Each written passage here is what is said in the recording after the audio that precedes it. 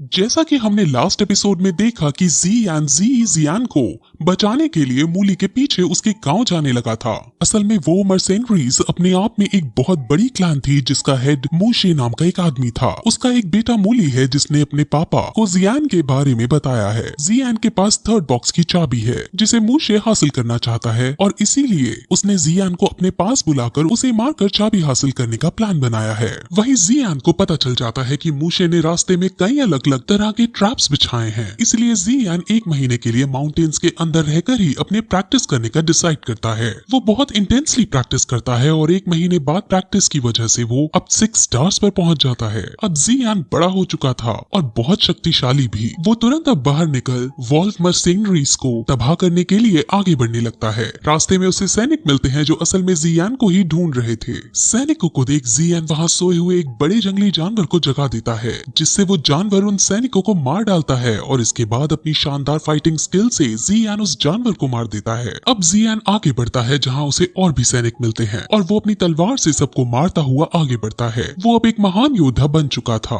फिर एक सैनिक से वो वॉल्फ मर्सेनरीज के बारे में सारी जानकारी ले लेता है, जहाँ उसे पता चलता है कि क्लैन के हेड के 3 बेटे हैं और तीनों महायोद्धा हैं। जियान अब तीनों को एक एक करके हराने का डिसाइड करता है और तीसरा बेटा जिसका नाम ही मिंग है उसके पास जाने लगता है। वहीं वॉल्फ मर्सेनरीज के पास ये खबर पहुंच जाती है कि जियान एक एक करके सबको मार रहा है, लेकिन वो बेफिक्र महसूस करते हैं क्योंकि ही मिंग 8 स्टार्स का वॉरियर था। उन्हें लगता है कि वो जियान को आसानी से मार देगा। वहीं ही मिंग को दिखाते हैं जो अपनी अयाशियों में मग्न हो रखा था, लेकिन तभी जियान उसके सामने आता है और वो उसको लड़ाई के लिए चुनौती देता है, जिसके बाद दोनों में अब बहुत इंटेंस फाइट होने लगती है। पहले तो जियान भारी पड़ रहा था, लेकिन फिर ही मिंग भी अपनी स्किल्स का यूज करता है और उसे पीटने लगता है। जियान जब हारने लगता है और जब उसकी मृत्यु होने ही वाली होती है, तभी हमें एक कमेंट्री सुनाई जाती है जिसमें हमें बताया जाता है कि फाइट के अंदर कौन सा वॉरियर जीतेगा ये डिसाइड सिर्फ उसकी लेवल से नहीं होता और ना ही स्ट्रेंथ से होता है। हालांकि हीमिंग की लेवल और स्ट्रेंथ ज्यादा थी, लेकिन जियान ने अपने मास्टर से बहुत सारी स्किल्स और बहुत इंटेंस ट्रेनिंग की थी, जिस वजह से वो दोबारा खड़ा होता है और सभी स्किल्स को कैलकुलेटिव मैनर में यूज करते हुए अब हीमिंग को मार डालता है। अब मूशे हीमिंग की डेथ सुनकर बहुत तिलमिला जाता है और वो सभी वॉरियर्स को जो 5 स्टार से ऊपर के हैं उन्हें जियान को पकड़ने के लिए भेज देता है। वहीं हमें जियान को दिखाते हैं जो लॉर्ड याओ के मेडिसिन हाउस के अंदर रह रही है। उसको भी ये खबर पहुंच जाती है कि जियान यहाँ तक आ चुका है और उसने हीमिंग को मार दिया है। जियान बहुत खुश होती है। वहीं लॉर्ड याओ अब उससे मिलने आते हैं और उससे जियान के बारे में पूछते हैं, जिस पर वो सिर्फ ये कहती है कि जंगल के अंदर उसने मेरी जान बचाई थी और खजाना ढूंढने में भी मदद की थी। इससे ज्यादा मेरे साथ उसका और कोई रिश्ता नहीं है। वहीं दूसरी तरफ जियान के मास्टर उसके इस पराक्रम को देखकर उससे बहुत खुश होते हैं और अब उसकी तलवार लेकर उसमें पावर्स डाल देते हैं।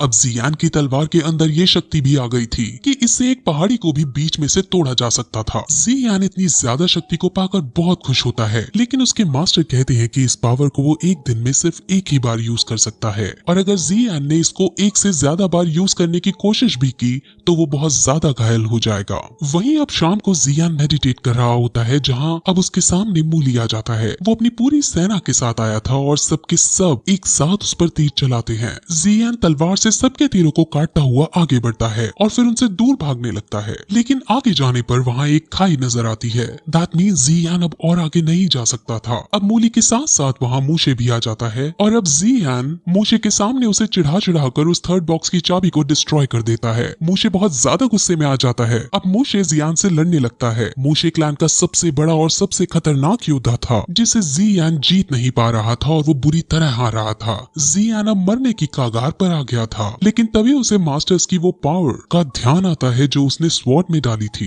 वो तुरंत उस पावर का यूज करता है, लेकिन इस पावर से भी मूशे स्ट्रगल करने के बाद बच जाता है। अब जियान पूरी तरह से एग्जॉस्ट हो गया था, जिस वजह से वो वहीं खाई में लुढ़क जाता है और बाकी सब उसे मरा हुआ समझ बहुत खुश होते हैं। वहीं गिरते गिरते उसे पर्पल विंग्स बचा लेते हैं और जब उसकी आंख खुलती है तो वो अपने मास्टर को अपने पास देखता है। उसका कवच उतरा हुआ था और उसके पास रखा हुआ था। वो मास्टर से पूछता है कि कल रात क्या हुआ था, जिस पर वो बताते हैं कि यूजी ने तुम्हारी मदद की, उसने तुमको बचाया था और तुम्हें अपनी बॉडी का यूज करते हुए हील किया। उसने तुम्हारी स्पिरिचुअल एनर्जी को पर्पल फ्लेम का यूज करते हुए इस वे में इंट्रोड्यूस किया कि तुम्हारी स्किल्स बढ़ गई और अब तुम 9 स्टार के वॉरियर हो गए हो। वो तुम्हें ठीक करने के बाद चली गई। यूजी कौन है और जियान के साथ उसका क्या रिश्ता है, हमें ये शॉर्ट में ही बताया गया है। एक बार मैजिकल बीस्ट आइलैंड में यूजी purple crystal wing lion king से लड़ते लड़ते हार गई थी और वही बेहोश हो गई थी। तब जियान ने वहां आकर उसकी मदद की थी और दोनों के बीच रोमांटिक एंगल भी हमें देखने को मिला था। वही प्रेजेंट में अब जियान आगे बढ़ता है, जहां अब क्योंकि वो 9 स्टार पर आ गया था इसलिए उसके मास्टर उसे एक नई स्किल सिखाते हैं। इस स्किल का नाम एक्सप्लोसिव स्टेप है और ये बहुत खतरनाक वाला अटैक है। इसे सीख कर जियान बहुत खुश होता है, लेकिन क्योंकि उसने लेवल 9 तक प्रैक्टिस किए बिना प्राप्त की थी इसीलिए अब उसे इसको अच्छे से सीखने के लिए कम से कम रोज एक लेवल 5 से ज्यादा बड़े मॉन्स्टर को मारना होगा। सिर्फ ऐसा करने से ही उसकी ये इंटेंस पावर स्टेबलाइज हो सकती थी। वहीं हमें पास के जंगल में ब्लड गैंग के आदमी और उसके साथ एक लड़की को भागते हुए दिखाते हैं। वो दोनों वॉल्फ मशीनरीज के आदमियों से डर कर भाग रहे थे।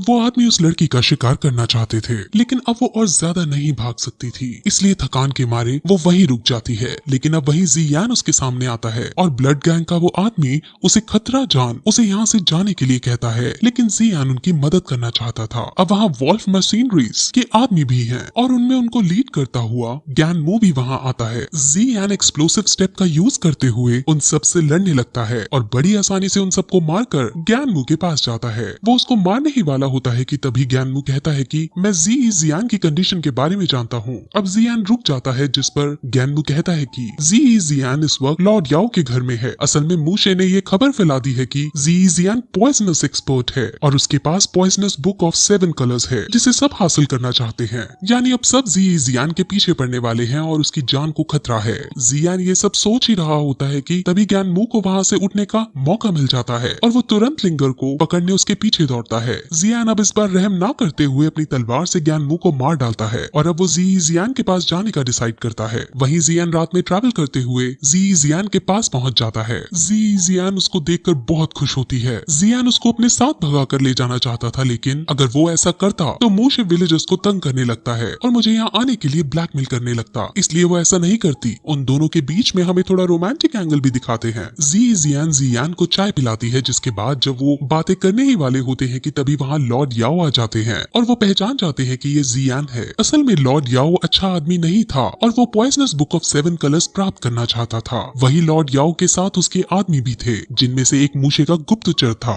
वो गुप्तचर सीधे मूशे के पास जाकर जियान की खबर दे देता है। वही लॉर्ड याओ जब उन दोनों को वहाँ से नहीं जाने देते तब जियान उसे मारने के लिए आगे बढ़ता है, लेकिन लॉर्ड याओ इतना पागल भी नहीं था। उसने पहले ही जब वो यहाँ आया था एक तरह का जहर छोड़ दिया था, जिससे जियान लड़ तो बिल्कुल नहीं पाता। लेकिन जियान फिर कहती है कि मुझे तुम्हारी इस प्लानिंग के बारे में पहले ही पता था, जिस वजह से मैंने चाय के अंदर एंटीडोट मिलाकर जियान को पिला दिया था। अब जियान और भी कहती है कि पागल तो तुम हो, क्योंकि यहाँ इस कुर्सी पर मैंने जहर मिला रखा था और उसी पर तुम बैठ गए हो। अगर अब तुम मुझे नहीं जाने दोगे तो मैं तुम्हें इसका एंटीडोट नहीं दूंगी। अब लॉर्ड याओ मरता क्या ना करता, इसलिए वो वहाँ से अपने पक्षी पर बैठकर जियान को लेकर वहाँ से चली जाती है और लॉर्ड याओ को एंटीडोट दे जाती है। वहीं अब वो दोनों मूशे के पास ही जाते हैं, जहाँ जियान अब मूशे से लड़ने के लिए तैयार हो जाता है। मूशे बहुत महान योद्धा था जिसे हराना आसान नहीं होने वाला था, लेकिन फिर भी वो दोनों फाइट शुरू करते हैं, जिसके अंदर जियान अब सारी स्किल्स बारी बारी यूज करता है। फाइट में मूशे पर जियान अटैक कर रहा था और इस बार मूशे कमजोर पड़ रहा था। वहीं अब मूशे फिर अपनी नई स्किल के बारे में बताता है और कहता है कि वो 3rd बॉक्स मैंने खोल लिया था और उसके अंदर से मैंने ये स्किल प्राप्त की। वहीं अब उस एनर्जी का यूज करते हुए वो जियान पर अटैक करता है और जियान भी अपनी मास्टर की सलाह से फुल जोश में आकर उस पर अपनी एनर्जी फेंकता है और इस बैटल में फाइनली मूशे हार जाता है। लेकिन तभी वहाँ एक सैनिक खड़ा हो पीछे से उस पर अपनी तलवार चला देता है, जो जियान के पेट में घुस जाती है। लेकिन अभी जियान को कुछ नहीं होता, क्योंकि 2nd बॉक्स में उसे आर्मर मिला था जो वो उसकी रक्षा कर लेता है। और अब जियान को अपने साथ अपने घर आराम करने के लिए ले जाती है और इसके साथ ये एपिसोड खत्म हो जाता है।